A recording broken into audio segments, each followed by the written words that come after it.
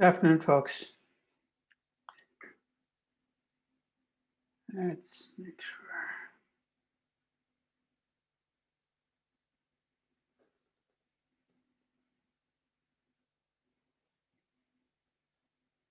Okay. Switch to the right camera here. Welcome.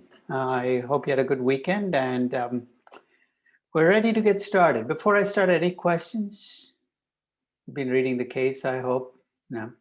If you've been reading the case, this week's sessions are going to be critical because in today and Wednesday, we're going to talk about Rio Disney, which is this hypothetical project I'm going to analyze. And along the way, I'm going to talk about things that relate to your case, which if you haven't read the case, you will completely miss. And I feel no sympathy for you because I've been nagging you to read the damn case for the last 5 days. But if you read the case, you can start to slot in things that make sense. So up till now, if you think about what we've talked about hurdle rates, right? So let's review. You have two ways of raising capital. You got equity, you got debt. Sarah Cluxton, help me out here. When I look at equity, how do I decide what my cost of equity is? What are the three things I have to estimate to get to a cost of equity? The risk-free rate, the equity risk premium, and beta.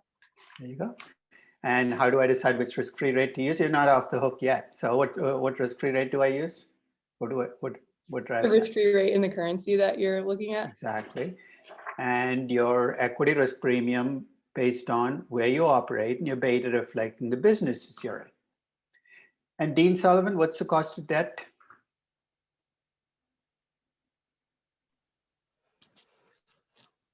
I'd have to go back and check. Kushal, what's the cost of debt? The cost at which you can borrow money long-term today. Okay, and how would I estimate it? You can look at the company's credit rating, any recent issuances, or do the synthetic calculation. And then I built off the same risk-free rate that I built a cost of equity for, right? I add a default spread based on how much credit risk there is in me. If I can get that from a rating, it makes my life easier. But if not, I try to be my own ratings agency. I get a cost of debt. With the one qualifier, with the cost of debt, what's the advantage I get that I don't get with cost of equity? What does the government give me when I borrow money that it doesn't give me when I raise equity? Henry, you want to try Henry Mumford, what's the benefit I get when I borrow money that I don't get with equity? Tax deduction on the interest that you pay. So I remember to multiply by 1 minus t to reflect my cost. So I've got a cost of equity and a cost of debt, and the weights are how much I raise from equity and debt. Okay. Equity, of course, I mean, everything is in market value terms. With equity, the share price times the number of shares. With debt, it's a little more of a dance, right? If it's interest debt, traditional, bank debt or corporate debt, you might have a book value of debt that you can convert to market value. But I also said, make sure you count in lease commitments as debt. The accountants are starting to do that for you now. So you're at an advantage over people 2, 3, 4 years ago who had to do this themselves. Any questions about the hurdle rate? So you got a cost of capital for your company. Now let's turn to the second half of the investment principle, which is you want to make sure you earn a return that is greater than this hurdle rate. The hurdle rate is what you need to make as a company. The return is what you deliver on your projects. So today I'm going to give away the theme that drives how we think about returns in finance. I don't know whether any of you have seen this movie, Jerry Maguire. You seen it? It's Tom Cruise and Cuba Gooding Jr. And I think Cuba Gooding plays a football player and Tom Cruise plays his agent. And Tom Cruise comes to Cuba Gooding with this deal that the team has offered him. And in perhaps one of the more famous words in moviedom, Cuba Gooding says, "Show me the money." Notice what he didn't say. He didn't say, "Show me the accounting profits." He says, "Show me the earnings." He said, "Show me the money." In finance, it's show me the money. It's cash in, cash out. And we're going to start today by talking about why we're so focused on cash flows and finance and how it can give us a different answer than when accountants look at the same project. So here's where we're going. We have a hurdle rate coming from what it costs us to raise money. We're trying to estimate the returns we make on projects. And let me restate the principle that's going to govern how we measure returns. It should be based on cash flows. It should reflect when you get those cash flows. Timing matters. And should have all side effects already incorporated in it. No, whatever garnishing you want to do, you can garnish, but at the end of the process, it's got to show up in the cash flows. So let's start with that question of cash flows versus accounting earnings.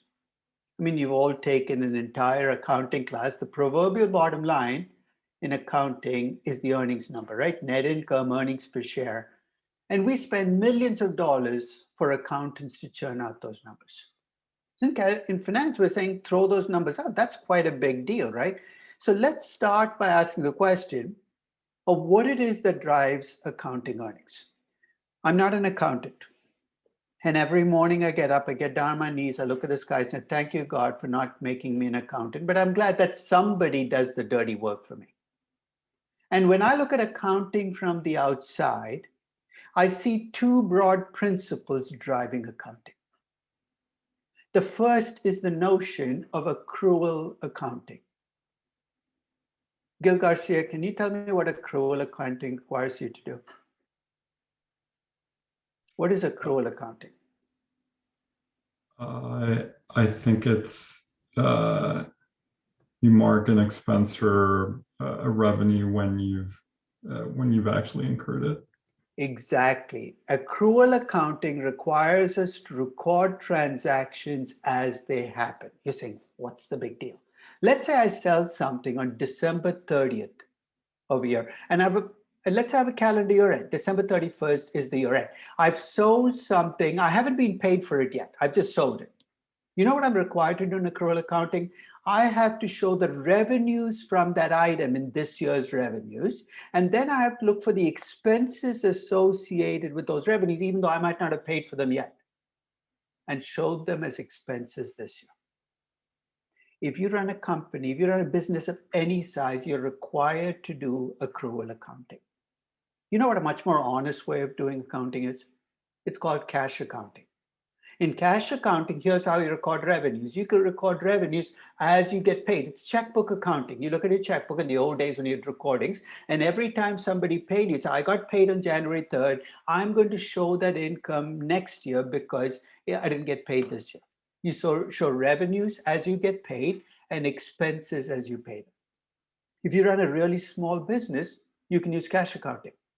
But in almost any business of any size, you have to use accrual accounting. We'll talk about what the consequences of that are in a minute.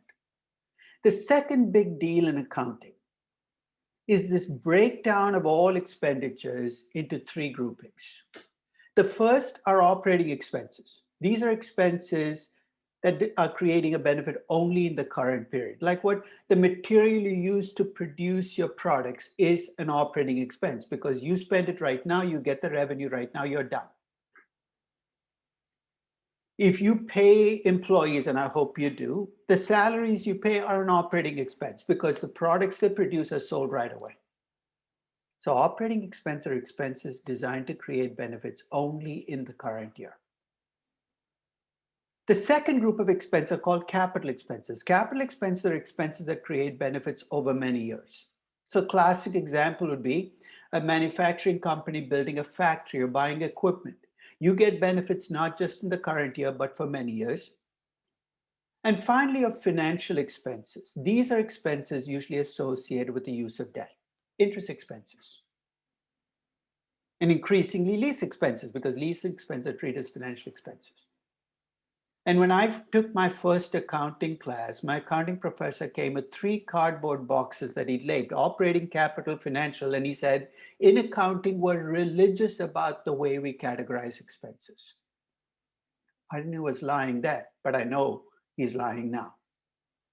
Because each expense has a different place to go, right? If you have operating expenses, you know where they go. They go to the income statement right below revenues as cost of goods sold to come up with operating income.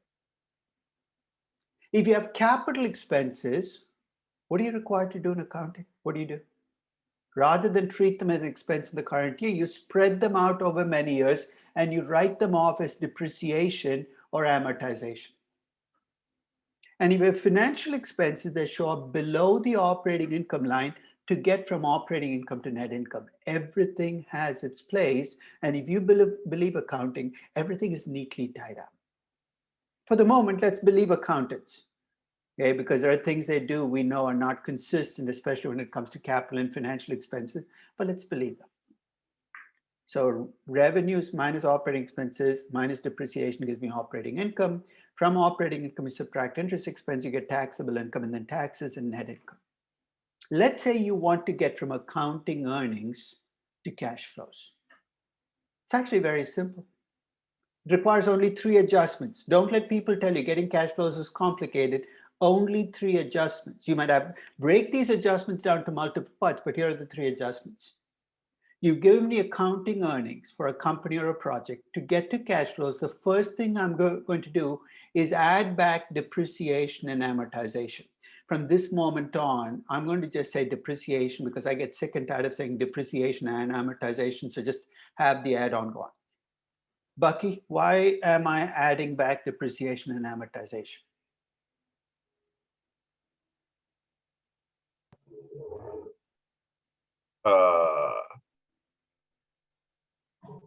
The accountant told me it's an expense, right? So why am I adding it back saying, no, it's not an expense? Because I mean, I know Dan Godey would get mad because it's not actually non-cash. It does impact cash, but that's why we would add it back. You don't know if it's necessarily an operating expense. But did Dan have to tell you this for this? I mean, in a sense, when was the last, have you ever heard of a company writing a check out to depreciation? No. If they did, I would change my name in a second, right? I'm close enough, Demodder and depreciation. Think of how many billions of dollars I would collect from companies. I'm depreciation, put it in my account. Depreciation is a non-cash expense. It's an accounting expense, but you're not spending the money. So we added back saying, hey guys, it's really not an expense. That's why we add back depreciation and amortization. Then we subtract out capital expenditures. You know why we subtract out capital expenditures?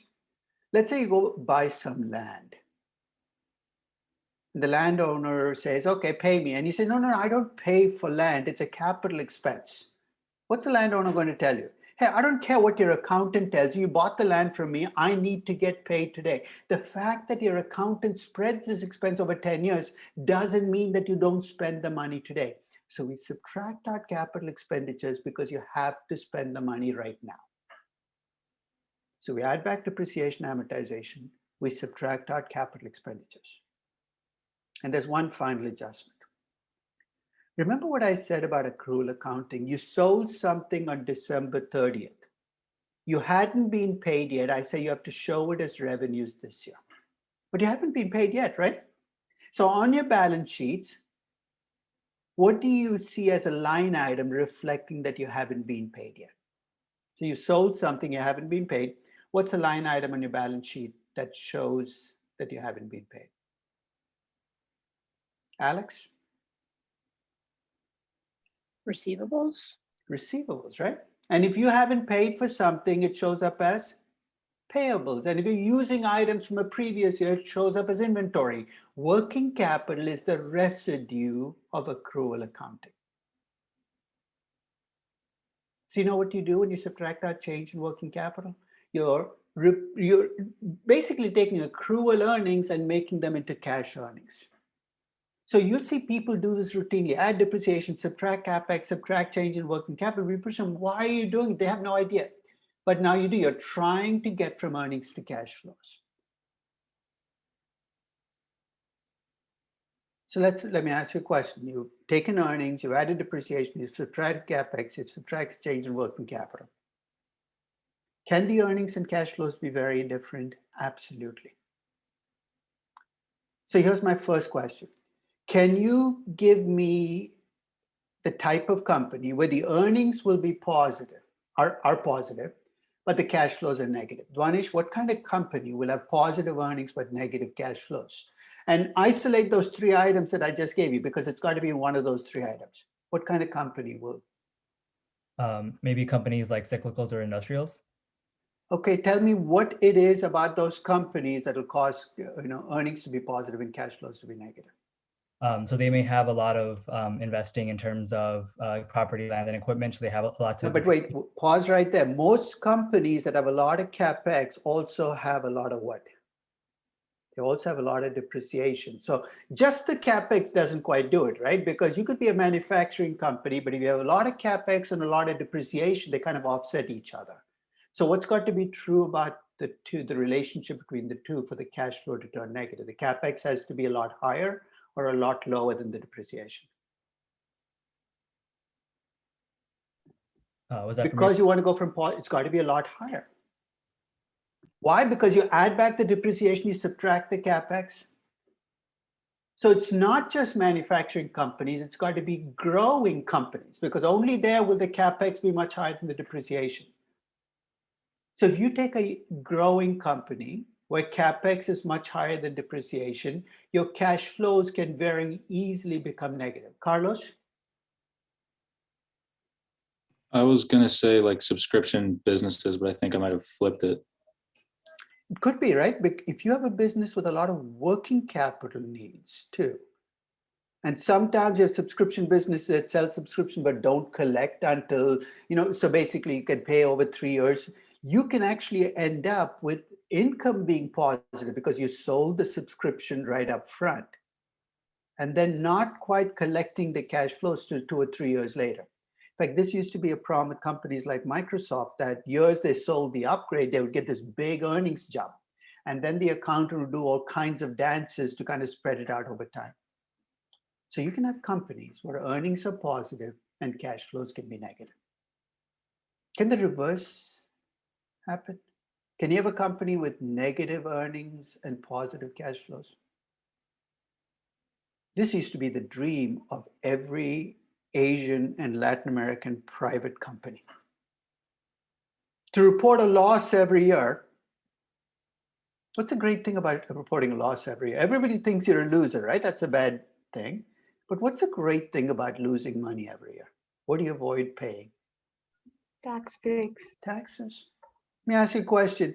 Would you be okay being labeled a loser every year if you get to deposit $5 million in cash flows in the bank each year? I'll take the loser label every single day. You can have companies with negative earnings and positive cash flows. In real estate, this is the game that real estate developers often play, right? Which is you have big depreciation, you report losses, say, look, guys, I'm losing money. Don't tax me. But you have 3 million, 5 million, 7. You're saying that's not fair. This is the tax law. They're not breaking the law. This is the law. They're taking advantage of it to minimize taxes. But here's the bottom line. Earnings and cash flows can be very different numbers. And finance, what are we saying? When the two numbers are different, trust the cash flows. So let's start with that, because that's a pretty big deal, right? I'm saying don't trust accounting earnings, trust the cash flows. Let me give you a couple of reasons why you want to focus on trusting cash flows. It's very difficult to play games with cash flows. It's easy to play games with accounting earnings. Change the depreciation method. Earnings can go up, earnings can go down, but cash in, cash out, there's not much you can do. Second, you cannot spend accounting earnings. Try. If any of you are in New York, you're probably no matter where you're in New York, you're probably half a block away from a Starbucks. There's a Starbucks pretty much in every corner. Walk into your neighborhood Starbucks, order a venti cappuccino. I don't know what the price now in New York is, but let's say it's $6. And offer to pay with earnings. Explain to them, look, I'm getting an MBA at Stern. I have this investment banking job all lined up. I have great earnings in the future. Can I pay with earnings? Unless you have a really stupid cashier, the cashier is going to say, that's nice, but can you swipe your card now, please? You cannot spend earnings. You can spend cash. And I'll give you a very personal example as to why I don't trust accounting earnings. I have 12 books, and there were 4 different publishers, and they all screw me over. So the story I'm going to tell you about my publisher could apply to any 4 of those publishers. Most of my books are obscenely overpriced. How overpriced? I remember after one of my books, they offered to send me 10 copies at a 50% discount. So I said, 50% discount, send me the 10 copies. They said, that'll be $600. I said, don't send me the 10 copies. I mean, if you bought the investment valuation book, was it $60? The applied corporate finance, a paperback is like $100. Obscenely overpriced. And if you look at my agreement with my publisher, you're going to think I take a hefty slice of whatever you spend. I'll tell you what my contract with my publisher, and every one of my publishers is pretty similar. I get 15% of the net proceeds on the book, net proceeds. The accountant invented the word net, should be tarred, feathered, and hung from a tree. Now, applied corporate finance book is roughly $100. 15% of $100 is $15. So every time you buy an applied corporate finance book, I should be getting $15, right? So here's what I do. Every 6 months, I get a statement from a publisher. Here's what it gives me. It gives me my royalty for the 6 months, and it tells me how many books I sold over the 6 months. So I take the total royalties, and it's this big 10-page statement with all kinds of lines on netting things, this item out and that item out. But here's what I do. I said, let me take the bottom line. You've told me I sold 5,000 books. This is my royalty. I'm going to divide the royalty by 5,000 to see how close to $15 I get. You know what the most I've made on a book is? $1.50. How the heck did I get from 15 to $1.50? There's many a slip between the gross and the net. There are line items on that statement. I look at it and say, what the heck is that? I'll give you my least favorite line item. Every year when I get this royalty statement from a publisher, I get a line item that says, end of the year adjustment, and half my royalties disappear. What the heck is the end of the year adjustment? December 31st came up on you unexpectedly? Let me give you a clue. If it's October, December is coming. And what exactly do you do on December 31st? Throw half my books into the Hudson? I remember the first time I got this, I called my publisher. And I said, I'd like to talk to somebody about this royalty statement. There's a line item I don't understand. They put me in touch with the legal department. I don't know whether any of you are lawyers, but I'm sure some of you have talked with lawyers, right? After you talk to a lawyer for 20 minutes, you have no idea what you came to ask. You say, I'm sorry I called. I have no idea why I called, and you hang up the phone. So this lawyer for the publisher comes on, and he goes on and on and on. He says, look at clause 7C of your contract. I look at clause 7C. It's like runs a half a page. It does mention the end of a year and an adjustment, but the rest of it is complete Greek. No, actually, let me take that back. Even Greek, I might have had a chance of understanding. Complete legalese. So 25 minutes later, I hang up the phone and say, this isn't working for me. So I decided to plot my revenge. It's very petty, but you might be the beneficiaries of how pissed off I am with my publishers. Here's how I usually write my book. I write a chapter at a time sequentially. So investment valuation book is 35 chapters, chapter 1, chapter 2. Each time I finish a chapter, I put the chapter in PDF form on my website. And then I say, look, it's to get the proofreading so people can read the chapter as it's being written and they can fix it for me. So I put chapter 1, chapter 2, chapter 3, chapter 4, all the way through chapter 35. Now I'm done with the book. The book goes to the publisher sends it to the printer. I just forget to take the PDF files off my website. I remember the first time I did it, about 3 months in, I get this very angry call from my publisher saying, what the heck are you doing? And I said, you seem a little upset. Why are you so upset? He said, you know, your entire book is available on your website for free, right? And I said, really? Yeah. I mean, so what? He said, well, you know, you're losing royalties every time somebody downloads a book. I said, you know what? If I made $15 a book, maybe I'd care. But $1.50, I really don't care that much. Call me back when I make 15. They haven't called me back yet. I just have to be a little subtle in this because I just can't say investment valuation, download the book, because that's too much in their face. So what I have to do is act like it's an accident. So if any of you wanted to buy my book but felt $100, $20, even $10 is too much, every one of my books is available online on my website for free. It's just hidden under something it shouldn't be hidden under.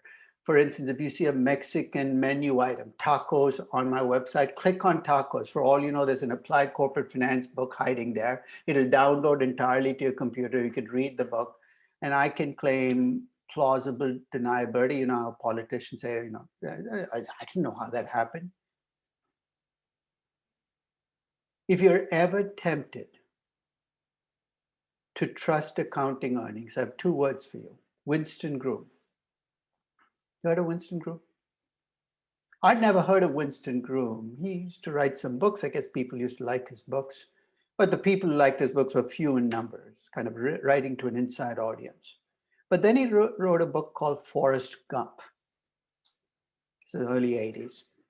And somebody at Paramount saw this book and said, this would make a good movie. So they made a movie, of course, with Tom Hanks as a star. But before they made the movie, they had to go to Winston Groom to get his permission to convert his book into movies. They approached him and said, hey, Mr. Groom, we'd like to make your book into a movie.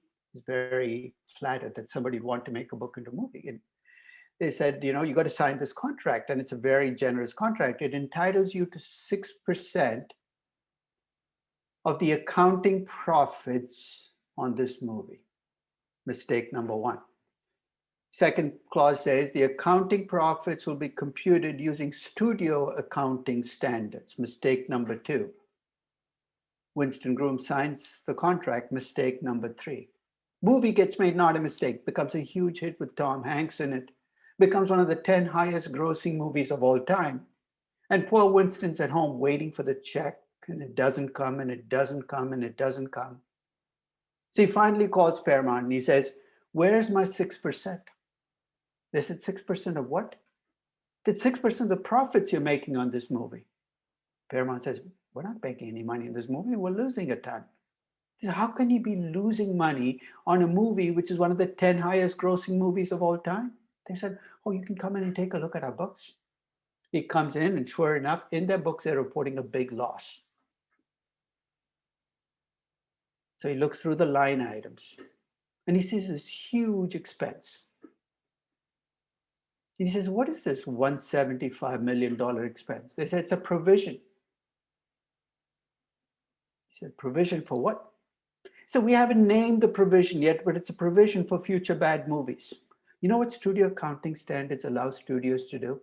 It's to take the hit movies and set aside a portion, a big portion of the revenues in the movie to cover future bad movies.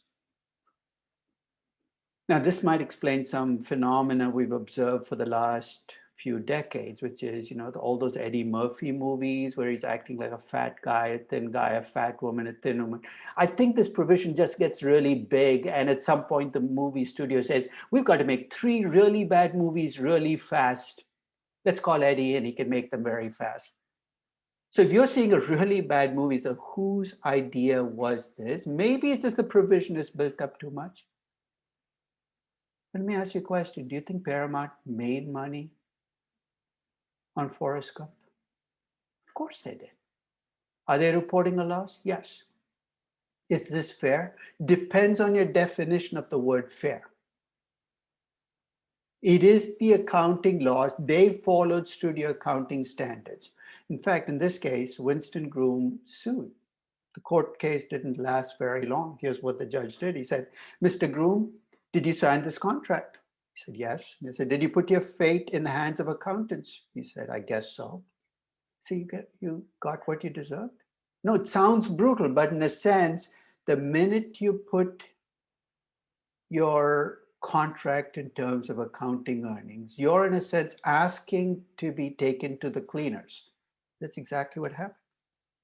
And just to give you a contrast, you know what Steven Spielberg's contracts when a studio makes movies with him are? He gets a percentage of the gate receipts. When you see a Spielberg movie, you pay at the window. It's almost like Steven is right behind the cashier saying, I'll take my 5% now, before anybody else can get their hands on it. I mean, that's why Steven Spielberg is worth billions and Winston Groom is not. I think Winston Groom passed away a couple of years ago. I mean, I should check before I say he passed away, but I think he did. But don't be a Winston Groom. Focus on cash flows, not accounting earnings. Second big principle when you look at returns is you want to focus on incremental cash flows. You know what incremental cash flows are? It's cash flows that are caused by this project. For the moment, I'm going to leave it at that. I'm going to give you a couple of examples of things that show up in income statements and expenses that are not incremental and why we need to keep them out of the decision-making process. And finally, we want to time weight the cash flows. It's a common sense principle. You'd rather get the cash flows earlier than later. So if you have a project where you're going to get 10 billion, but you've got to wait 20 years, it's worth less than an otherwise similar project where you can get the 10 billion over the next 10 years. A good measure of return should be a time-weighted incremental cash flow return. So let's apply that principle, because here's what we're going to do. We're going to look at investments. And my definition of an investment project is really broad. Pretty much everything you do as a company, to me, is just an investment. Like what? Like if you decide to enter a new business, Disney deciding to enter the streaming business with Disney Plus was a huge investment. An acquisition of another firm is a huge investment. Disney's biggest investment in its lifetime as a company was, what is the biggest investment Disney has made in its lifetime as a company? The 60 billion plus it spent buying Fox. Nothing else it's done has come even close. Michael, I saw your hand up. Is it something, was your hand up from before? I Yeah, wasn't sure. yeah, I had a question on the idea that you cannot spend earnings. Just to push back, I mean, your example was you go to the cashier and ask to spend earnings and they say, no, thank you, please swipe your card. But can I argue that that's exactly what a credit card is? In other words, you're getting lent. Well, you're borrowing on cash earnings. flows. Your credit card company at the end of the month, what did they ask you to do? At the end of the month. In other words, you've delayed your cash flows. So there's time value of cash flows, but it's still cash flows, right? But as of now, they're just earnings. I'm getting lent credit on it, and I'm able to spend it. Are they lending it based on your earnings? Or are they lending it based on the fact that your earnings are going to take the form of paychecks?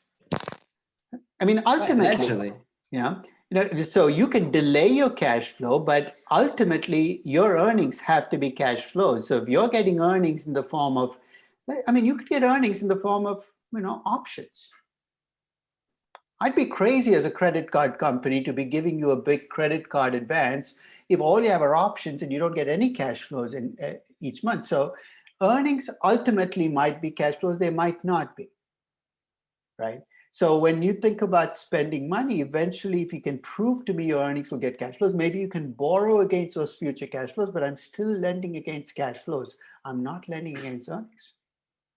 I mean, as an individual, your earnings and cash flows are going to be much closer to each other, especially if you work for somebody else.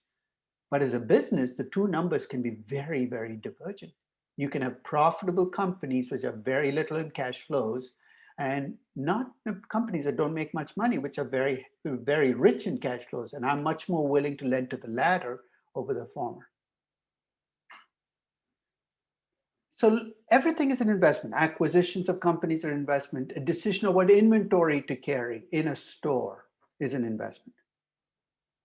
Joint ventures are investments. Everything is even putting a water cooler in your headquarters building is an investment. So everything is an investment. So with that in mind, I'm going to use 4 investments to illustrate the process of measuring returns. The first one, I mean, all of these are, you know what a docudrama is?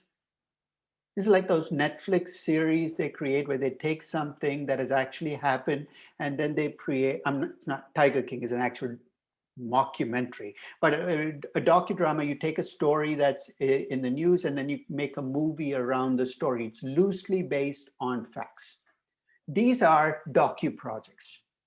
They're projects that I've invented, but they're loosely based on real projects. So let me give you the examples. The first project, and the one we're going to spend the most time on, is a Disney theme park, or actually a pair of theme parks that Disney's planning to open in Rio. Why Rio? I mean, this to show you how the book has evolved. The first edition of the book, this was in Bangkok. It was Disney Bangkok. You know why I had to move from Bangkok? Because then Disney screwed me up by opening Hong Kong and Shanghai. And I said, that doesn't make sense. Now, if Disney actually opens a Latin American theme park, I've got to go looking somewhere else, maybe with Disney Lagos. So it's going to be an analysis of Rio Disney. And you're going to play the role of decision makers at Disney. And I'm going to be a number cruncher. So I'll do all the number crunching. And all you have to do is sit there at a table saying, accept, don't accept. The second project I'm going to look at is going to be a much more boring project. It's another iron ore mine for Vale, but this time the iron ore mine is in Canada. The third project, you remember Bookscape, that privately owned bookstore, is planning to have a much bigger online presence. So I'm going to take you to the investments needed for that online presence and ask you as the owner of the bookstore, should I take this investment? And finally, I'm going to go through a hypothetical acquisition where Tata Motors buys Harman Audio. You might have heard of Harman. It makes high-end audio systems. And Tata Motors wants to bring those audio systems into its Jaguar Land Rovers. And it's going to try to buy Harman to do it. So we'll start with Rio Disney and use the others to illustrate different aspects of capital budget. So let's start with Rio Disney. Before I do that, though, I want to do a check in first with you. Everybody here has been to a Disney theme park, right? Has anybody not been to a Disney theme park? No, everybody's been to a Disney theme park. Oh, Lauren, you've never been to a Disney theme park? What an empty life you lead. Yeah. But even if you haven't been to a Disney theme park, you kind of know how it's structured, right? What's in the foreground? What's the one park that every Disney theme park has, whether it's Disney World, Disneyland, Euro Disney, Tokyo Disney? What's the one common ingredient that every one of these theme parks has? It's a Magic Kingdom, right? And in the foreground of Magic Kingdom is a castle. Every Disney theme park starts with a castle. I won't embarrass you by asking whose castle it is because that's Disney trivia, but each Disney theme park has a different castle. Cinderella, Sleeping Beauty, Belle, so you can go around the world and that's the first thing you see. The castle is fake, but that goes kind of without saying. It's Disney, everything is kind of fake. You walk through that castle and where are you? The happiest place on earth. This is not my characterization. This is Disney's characterization. What do you see in the happiest place on earth? Right in front of you, there's a Dumbo ride. Every Magic Kingdom, that Dumbo ride. There'll be a line that goes like 15 miles around the Dumbo ride. Don't go on that line. It's not that great a ride to begin with. And you can get it at pretty much every amusement park, but it's a Dumbo ride. And then around you, there's a Snow White ride, a Peter Pan, et cetera, et cetera. So this particular Rio theme park is going to have a Magic Kingdom.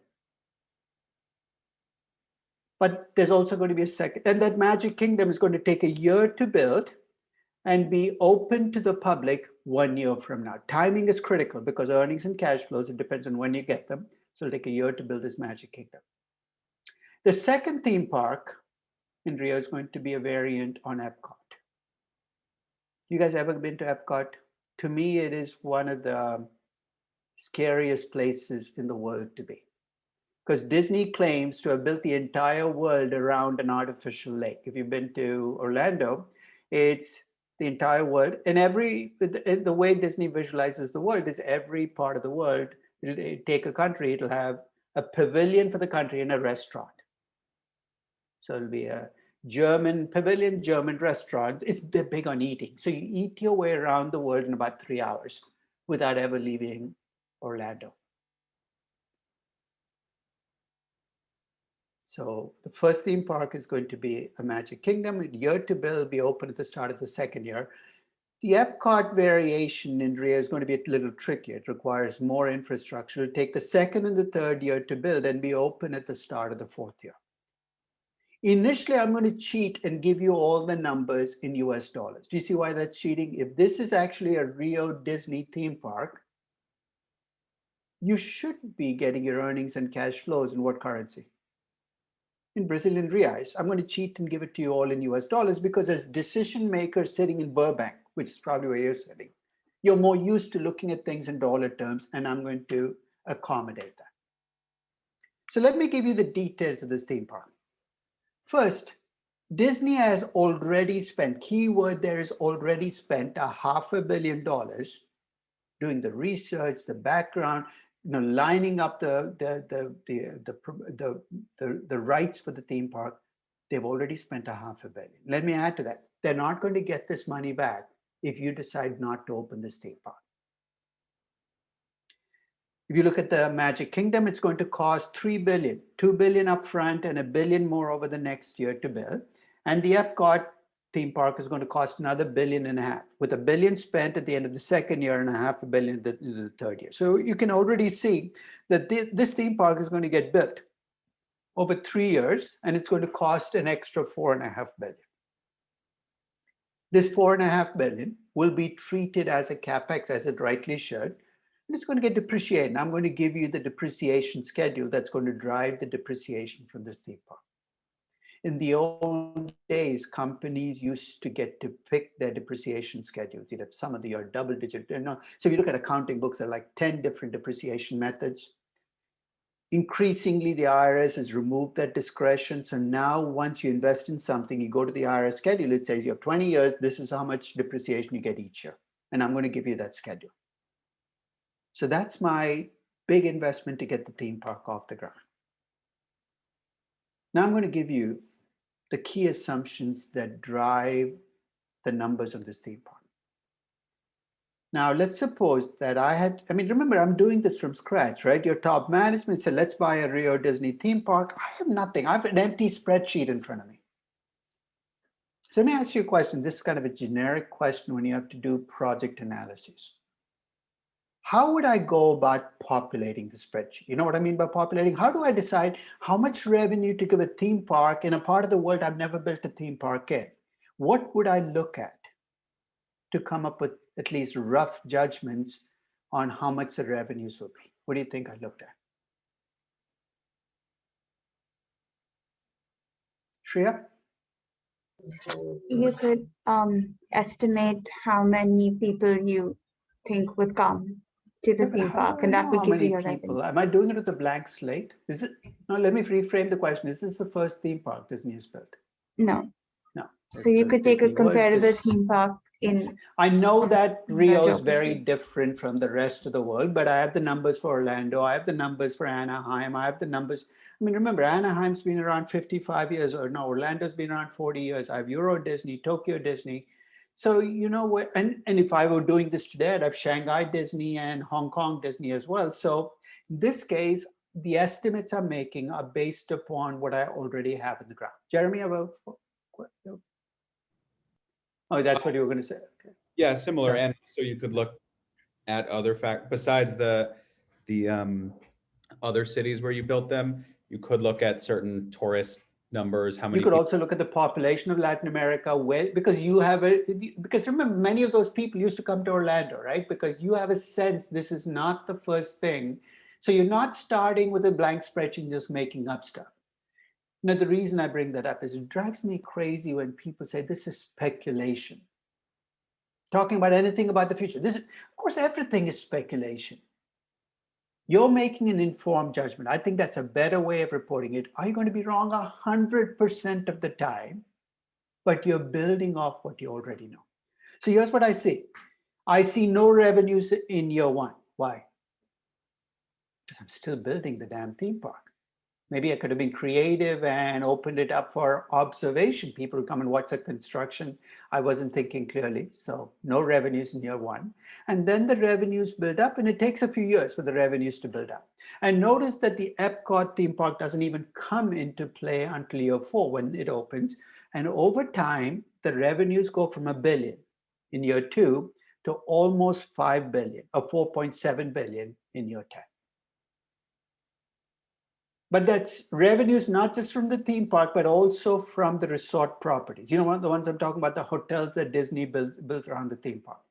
And you know how I estimated how much revenues Disney would get the resort properties? Take a look at the number. It's 25% of my theme park revenues. You're saying that's magical. It's not. Actually, that's what they get in Orlando. For every dollar Disney makes at the theme parks, they make about 25 cents as revenues in the hotels, because those hotels suck up the tourists who come to the theme park. They're captive properties. So I've got my revenues. To give you my expenses, I'm going to make two general assumptions. I'm going to assume that the direct expenses of operating the theme parks is about 60%. And the direct expenses of operating the resort property is about 75%. That again is based on their existing theme parks and what it costs them. You know what I mean by direct expenses? These are the expenses of people who actually work at the theme park, keep it clean, keep the lines moving. And then I'm going to throw in two additional expenses that are accounting expenses. The first is that I'm going to allocate 15% of Disney's G&A to this project. Now, before we get carried away with allocation and G&A, Teresa, what is G&A? Every big company has this item, G&A. What does it mean? General and administrative. What the heck is that?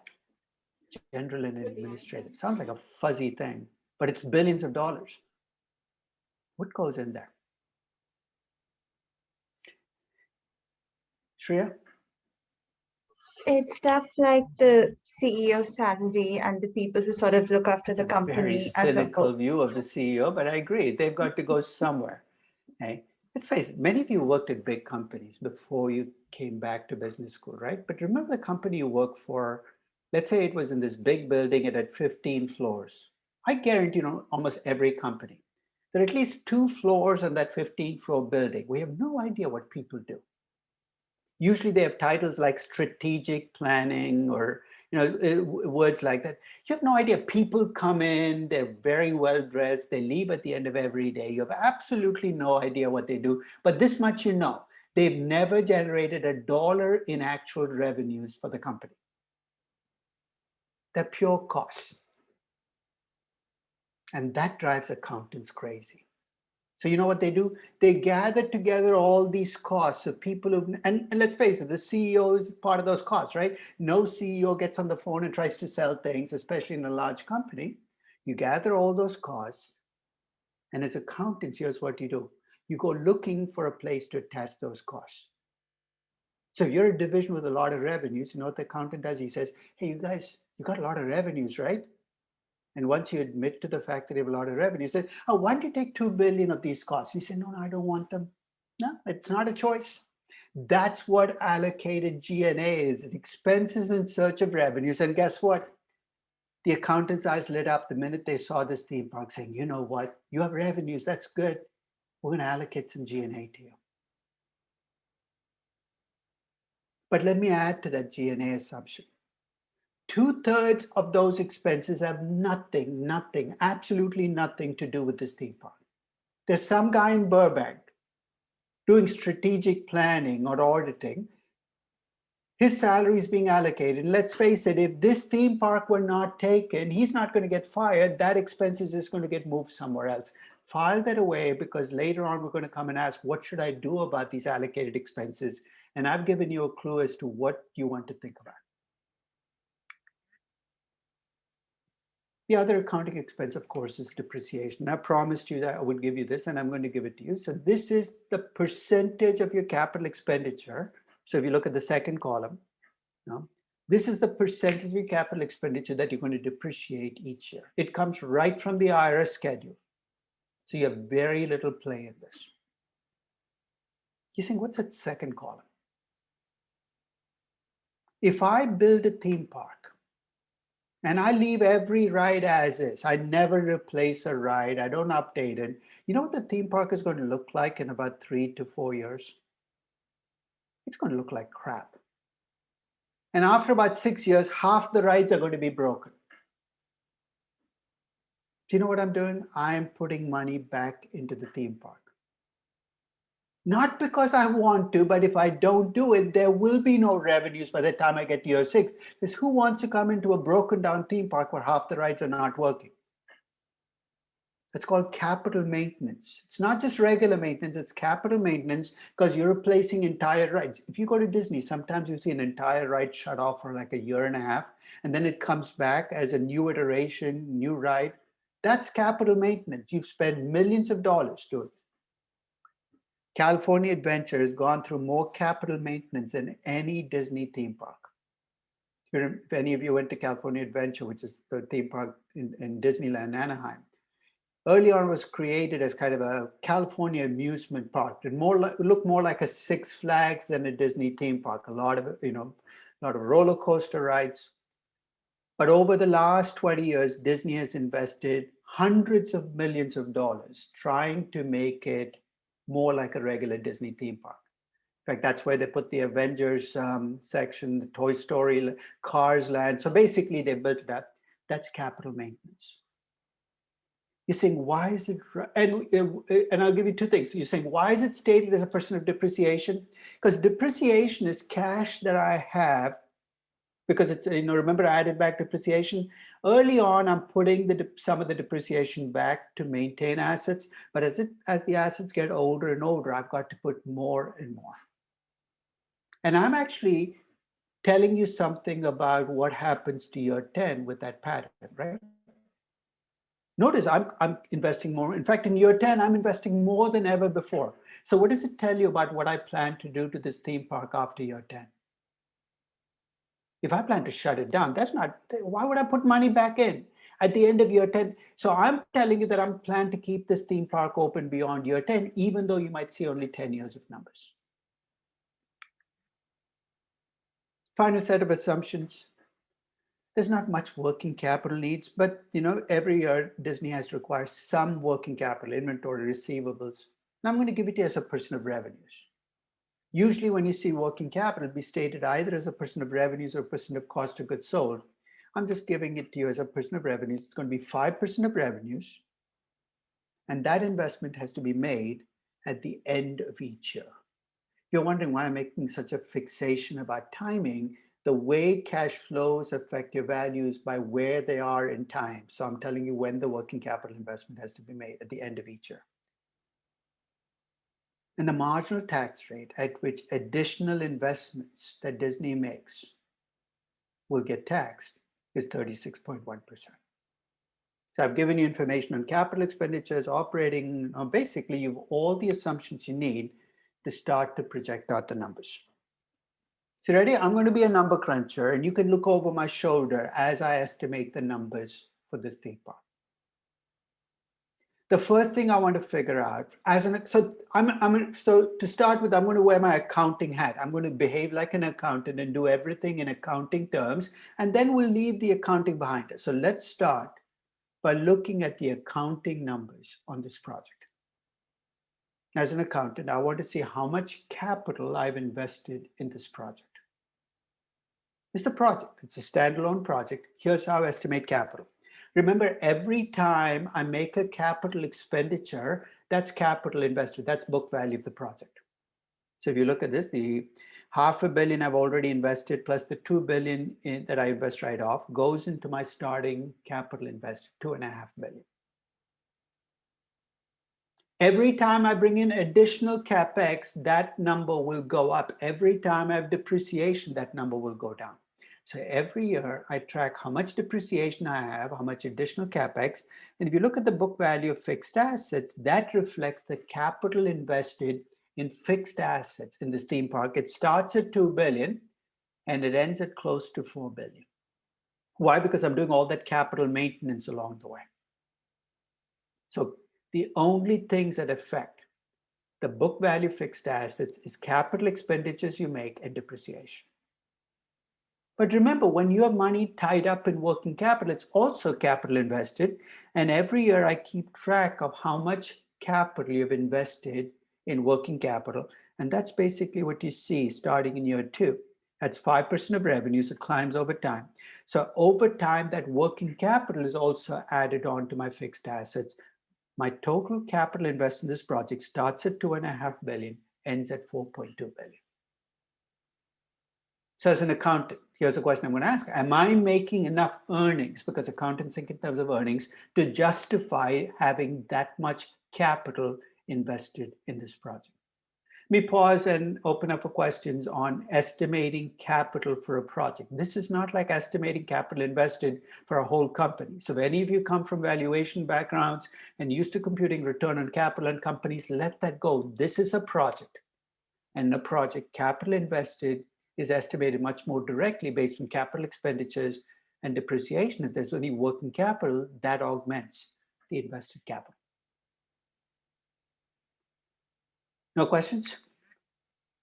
So now I'm going to try to estimate whether this is a good project. So up till now, I've given you the bad news on how much money you have to invest. Let's look at the good news. Will this project make money? To estimate how much accounting earnings I will on this project, I'm going to start with revenues. And if you remember, the revenues came from both the theme parks and the resorts. It starts at 1.25 billion, goes to 4.7 billion. The next two expenses are my direct expenses. The direct expense of the theme parks is 60% of the revenue. So 600 million, 60% of a billion. And the direct costs of the resort properties are 75% of the revenues of those. So 188 is 75% of 250. And I do that every year. So that takes care of the direct expenses. Then I subtract out depreciation and amortization. Why? Because I'm an accountant. That's an expense, as well as allocated G&A costs. I end up with operating income. And I stop there. You're saying, what do you mean stop there? Even if Disney uses debt on this project, there's interest expenses, I'm going to stop with operating income. And you're going to see in a few pages why the focus was on operating income. I've stopped with the income that the company generates before debt payments. And I act like I pay taxes on that operating income. Why? Because interest expenses are usually tax deductible. I act like there are no interest expenses.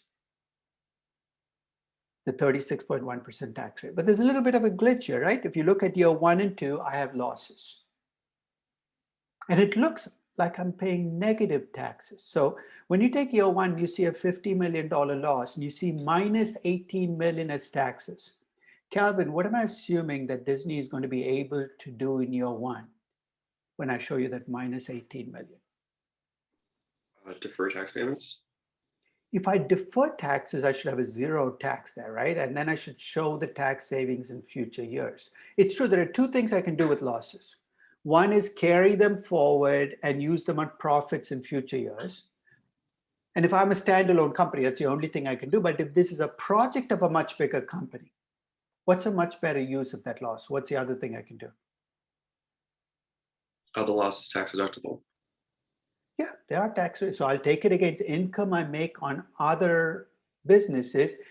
You're saying, why shouldn't I wait? Would you rather wait to get your tax savings, or would you rather get them today? This is kind of a no-brainer.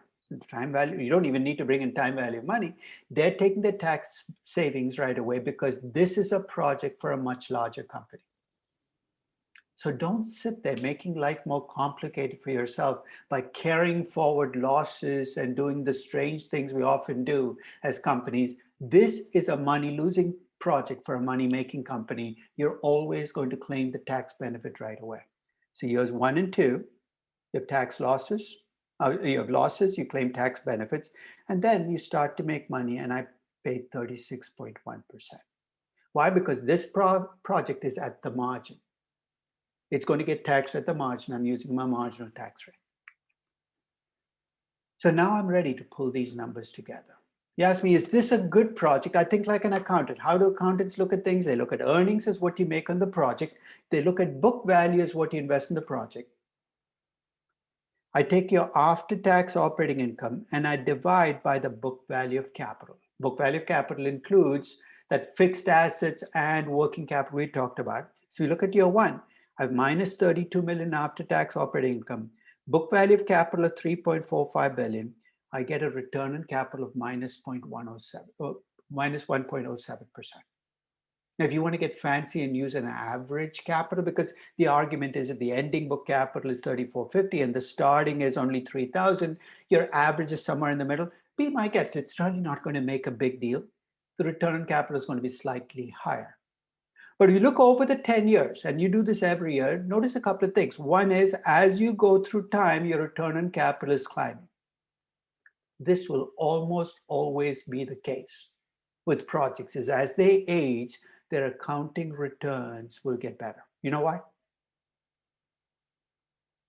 It's partly because their income is going up. What's the other thing that's happening? You're depreciating your book value. The book value will get smaller. It's not like you're making more money, but on a percentage basis, your returns on capital will climb over time. And as a decision maker, you now have a problem. What's the problem? Well, you have to compare this return on capital to something to decide whether the project is a good project or not. And here, instead of giving you one return on capital, I've given you 10 different returns on capital, ranging from a negative number to almost 10%. So what I do to make your life simpler, and I don't know whether it does, I compute an average return on capital. No weighted average, no time weighted average. I'm thinking like an accountant. I'm basically looking at earnings and book value. And the average return on capital on this project is somewhere between 4.1 and 4.2%. Henry? I had a question from earlier around the capital investments. My apologies for this being late, that's okay. and I meant to take. How do you think about sunk costs when considering capital invested into a project like this? If you think like an accountant, you don't draw a distinction, right? Accountants don't draw a distinction. But when we do cash flows, we're definitely going to draw a distinction. Because that money is gone, and to decide against a project based on what you've already done is going to mean that you're taking something you've lost and throwing in even more money after it.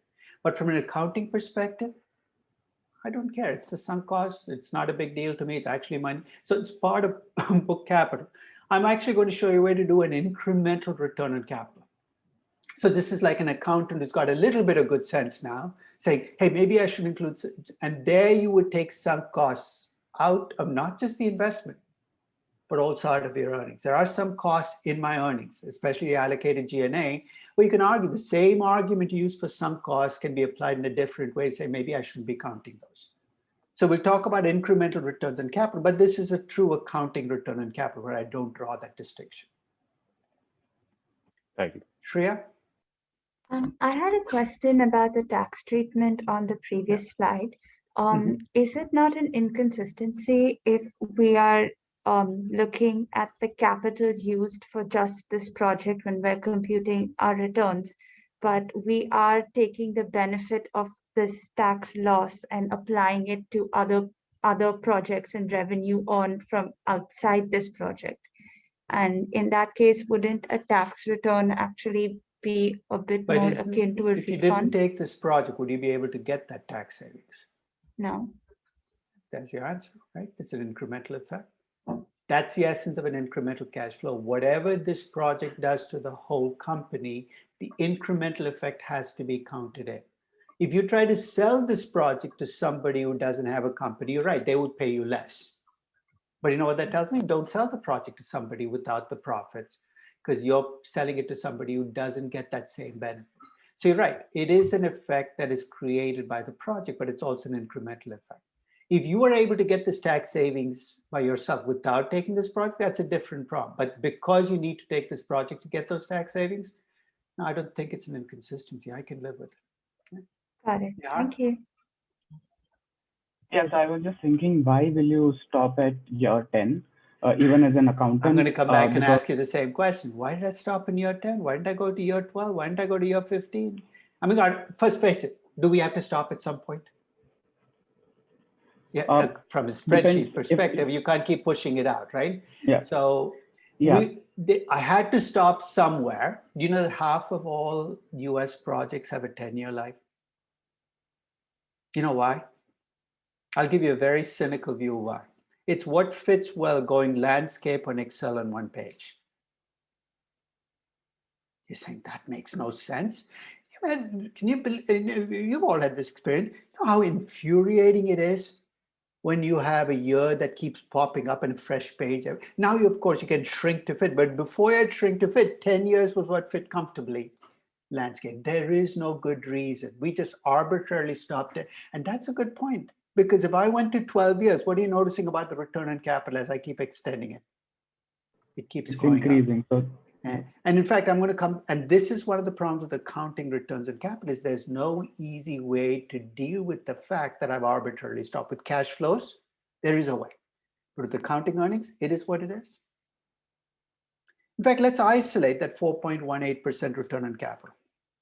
If I asked you, is this a good project? You need to compare it to a number. Right? You need to compare what your hurdle rate is. I'm going to give you some choices here, and you're already equipped to tell me which of these choices I should use for my comparison. I could compare it to my risk-free rate. Why does that not make sense? Because this project is not a risk-free project. So let's cross that out. Of course, I should be comparing the risk-free rate. That'd be absurd. I could compare it to the cost of equity for Disney as a company. After all, Disney is the company investing in this project. I could compare it to that. I could compare to the cost of equity for Disney theme parks, compare cost of capital for Disney as a company, or cost of capital for Disney theme parks. So I'm going to ask this question in two parts, right? The risk-free rate is obviously out of the question. The question is cost of equity or cost of capital? Dan Martin, what do you think I should compare it to? Cost of equity or cost of capital, and why? I was just debating myself. I was going to say cost of capital, but I was going to ask you about the equity risk premium because it's in Brazil as well. Okay, we'll come back to that. But let's say you were right about the cost of capital. You know why I use cost of capital? How did I compute returns? I took pre-debt earnings, accounting operating income after taxes, and I divided by the total capital invested in this project. I could have done something different. I could have taken the net income on this project after interest expenses and divided by just the equity invested in the project, in which case, what would I get? I'd get a return on equity. If I had used return on equity for this project, I'd have compared to cost of equity. I chose to compute return on capital, and because I chose to compute return on capital, the appropriate comparison is to the cost of capital. So cost of equity or cost of capital, let's rule out the cost of equity. Now, before we go to the Brazil part, cost of capital for the company or cost of capital for theme parks? Think Lone Ranger 2. Now visualize Johnny Depp every time you face this question. The answer should be, what do we say about Lone Ranger 2? What do we say Disney should use when it looks at a movie project? The risk of the movie business. The cost of capital I should be using should be the cost of capital for theme parks, because this is a theme park investment. But now comes the question Dan's raised. Everyone at Disney's existing theme parks, at least in 2013, were in developed markets: Orlando, Anaheim, Paris, Tokyo. Hong Kong had just come on. It hadn't even produced any revenues. And this particular theme park is in Rio. Now, there are two risks Disney is exposed to with the Rio theme park. One is currency risk, which Disney would be exposed to any time it opens a theme park anywhere outside the US. So even Euro Disney, if it opened Frankfurt Disney, there would be currency risk. Should I be adding, basically the question we're asking is, I have a cost of capital for theme park. Should I be adding something to that cost of capital because I'm facing currency risk? Jeremy, what do you think? Should I be adding a premium to my cost of capital because I face currency risk? I think so. Okay, so let's play it through. Whose money is Disney investing? It's shareholders' money, right? Remember the HDS page? Right after Steve Jobs and Lucas, the two individuals, who are the other players? There's BlackRock, there's Fidelity, there's State Street. They own Disney, they own, do you see where I'm going? Currency risk is risk that in their portfolios kind of cuts both ways. Some of the companies are helped by a stronger dollar, others are hurt. If your investors are investors who are diversified, especially if they're global investors, you know what I think about currency risk? They can take care of it. I'm going to let it go. In fact, the last thing they want me doing is hedging that risk and trying to do stupid things, because it's going to get averaged out. So currency risk doesn't bother me. So if this were Frankfurt Disney, I would just use the dollar cost of capital and use dollar cash flows and be home front. But this is Brazil. And here's the second risk. In addition to currency risk, when you invest in Brazil, you have country risk. What's country risk? The risk that Brazil will go to hell in a handbasket, that Rio will get so dangerous that your theme park will be closed. Which means intuitively you'd expect a higher dollar cost of capital for a Disney theme park in Rio than for a Disney theme park in Frankfurt. How much higher? We've already got the mechanism to bring in country risk, right? So here's what I did. I took in the same risk-free rate and same beta. It's still a theme park investment. The risk-free rate is US, because I'm doing everything in US dollars, 2.75%, same beta, Disney theme park beta. But instead of using the 5.5%, which is the equity risk premium for the US, I replaced it with the equity risk premium for Brazil. Remember how we got the additional risk premium, the default spread. So basically everything you did on quiz one kind of helps you here, because you can say, look, this is a Brazilian theme park. I'm going to use the equity risk premium for Brazil, and magically my cost of equity jumps to 9.16%.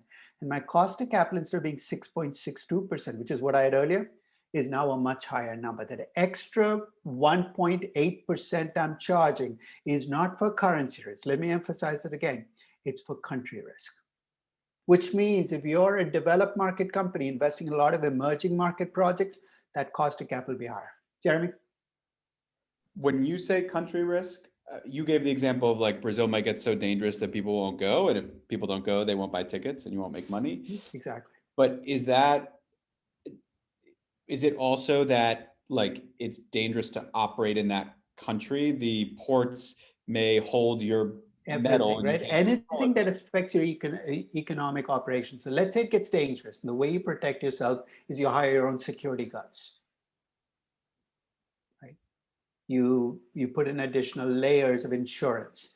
Anything that might affect, so those revenues and operating expenses you saw me project, in the case of Rio, I've got to build in this band around it because all of my worries about the economics of Brazil as a country, right? So those are all things that I try to bring into this risk premium, because this is my last chance to deal with the fact that there's country risk. If I go ahead and continue to use a 6.62% cost of capital, I'm going to be opening all my theme parks in Africa and Latin America because they're all going to look good to me until I open them and face additional problems down the road. but it doesn't matter too that it's like a operating country risk versus I don't know, people coming to the country. It's all, to me, people coming is operating too, right? Because why do you worry about people coming? Because it affects your revenues and your everything ultimately shows up in your revenues, in your expenses, in your cash flows. So the more concerned you are that some macro countrywide effect can affect those, the more you got to bring it into your discount rate. Got it. So the hurdle rate I'm going to use for this project is 8.46%. Now, who is it that asked me about the 10-year life? Was it Nihar? Yes. Somebody asked me about the 10-year life. Yeah? And if you're still around, Nihar, was that you who asked about the 10-year life? Why I stopped after 10 years? Okay. Why don't you come back on? Because now I'm going to put this back on you. My return on capital with a 10-year life was 4.18%. My cost of capital is 8.46%. Remember, you're the decision maker. Looking at those two numbers, what does it tell you about this theme park? Don't take it, right? Return is well below the cost of capital. But now the question is, what would happen if I took the 10 and made it 15? The 15, and do you see where I'm going? That average I'm getting comes because I stopped in year 10. It's completely arbitrary. And we know that we're being extraordinarily unfair to Rio Disney by doing it. You're saying, I'm going to pick something. I'm picking 10 for every project. So what's the big deal? You know what the big deal is? I told you how old Disneyland is. It's close to 63 years old. I remember watching the 50th anniversary thing for Disney like 10 years in a row. It's now officially 63 years old. It makes more money for Disney now than, not right now, because of course it's closed down, but now as in before COVID, than it did 10, 20, 30 years ago. Disney World opened in 1971. It's 50 years old. It makes more money for Disney now than it did 10, 20, 30, 40 years ago. You know, the worst years for a big infrastructure investment are the first 10 to 15 years. That's when you're struggling. You open a toll road, you open a theme park. The first 10 or 15 years are the years where you tend to make less money and you lose cash flows. But then you live off the fat for another 30, 40, 50 years. Do you see where I'm going?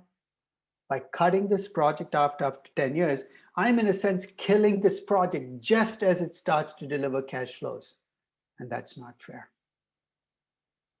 Now, Nihar's question is, why don't you just keep going? 15, 20, 25, whatever I go to, it's still going to stop at some point in time. There's no mechanism with accounting returns to stop and then bring in what happens after that period into your analysis, which is what you'd really like to do.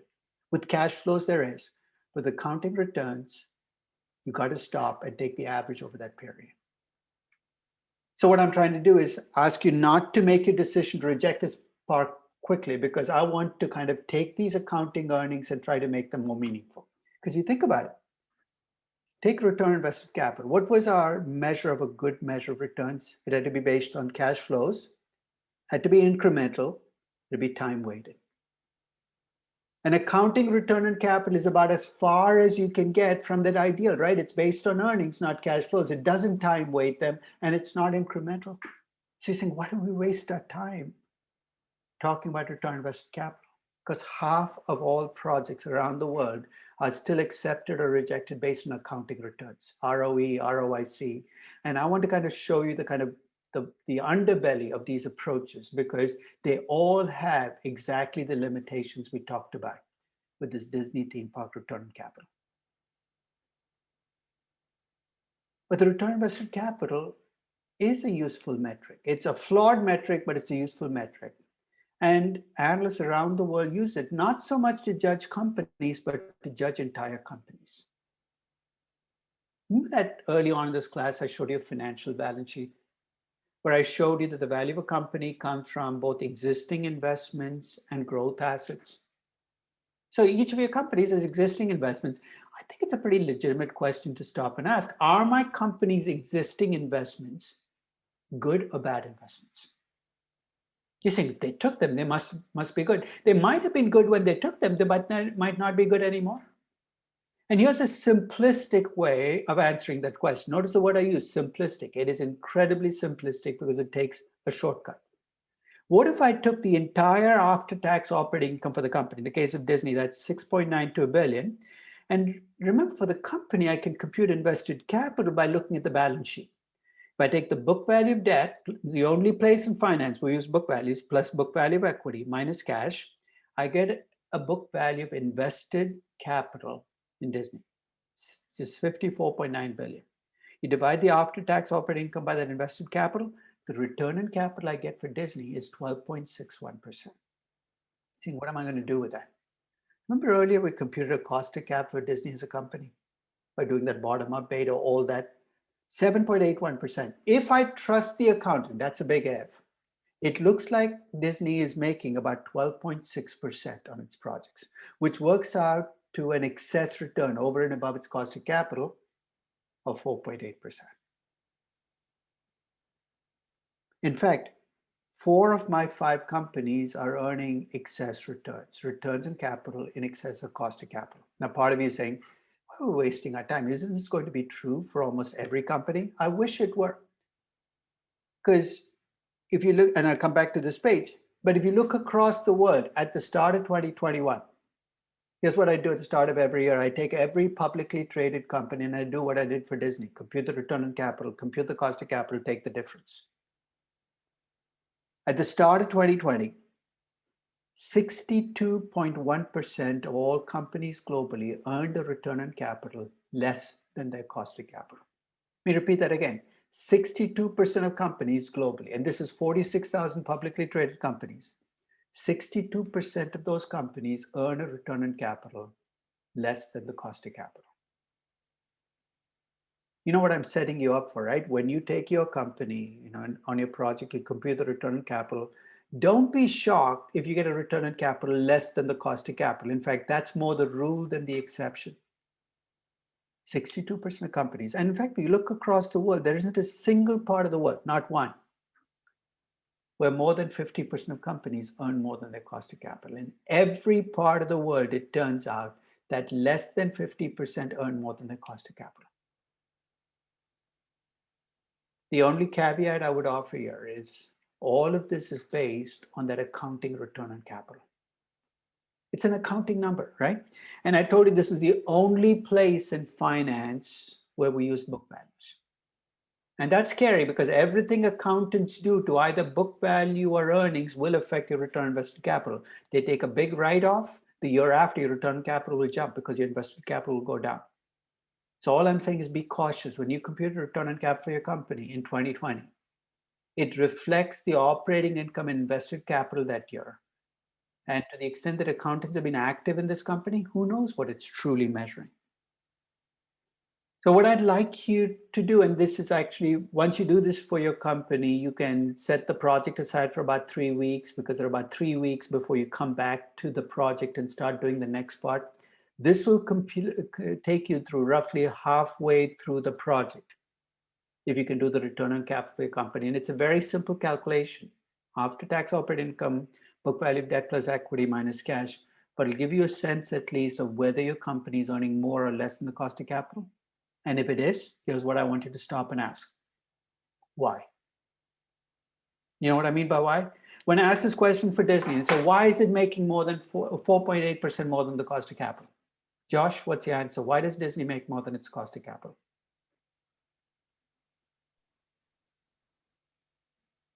To be honest, I'm not sure.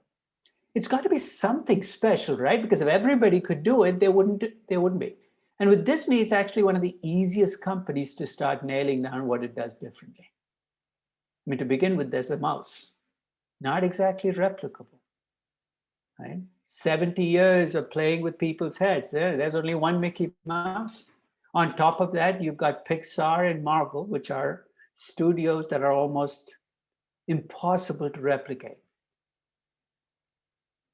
The basis for Disney's excess returns come from its capacity to create content that nobody else does. I mean, there's a reason why Disney streaming is now at 100 million subscribers, right? They're halfway to where Netflix took them, what, 20 years to get there? Disney got there in less than a year, 100 million stream. And it's for the content. And if you add on top of that, the new content that comes off proprietary themes, right? Mandalorian, only Disney can make it. It's not like, Netflix and say, I will make our own version of Mandalorian. When you get your excess returns, stop and ask the question, where are these excess returns coming from? Because that'll tie up the knot of tying the numbers to what you see in your company. I will see you on Wednesday. Take care.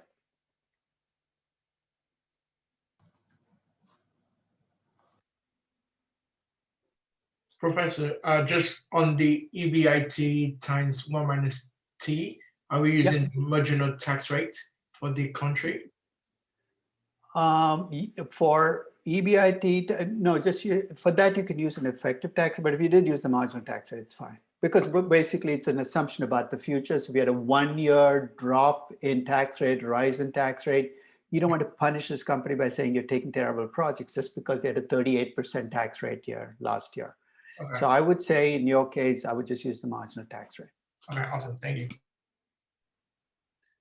Hey, Professor, when you called me, I just got an email saying I got an interview, so I was a little excited and distracted. With Disney, I hope. That's okay. It actually is for Disney. You're kidding, really? No, yeah, it's for ESPN. So apologies on that. I missed. No, that's missed okay. that slide, but I'll go In fact, back. ESPN used to be Disney's golden goose, right? It was the cash cow.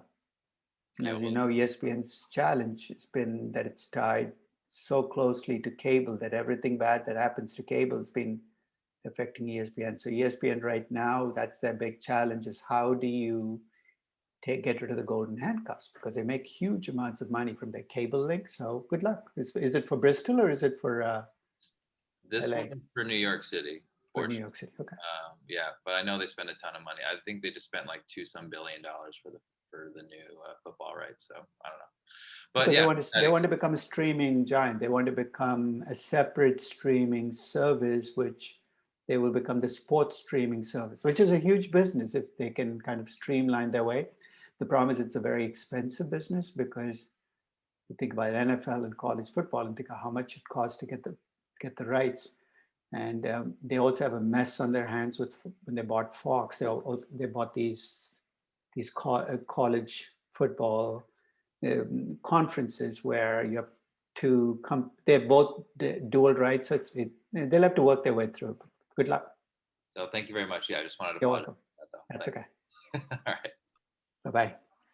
Can I ask a quick question?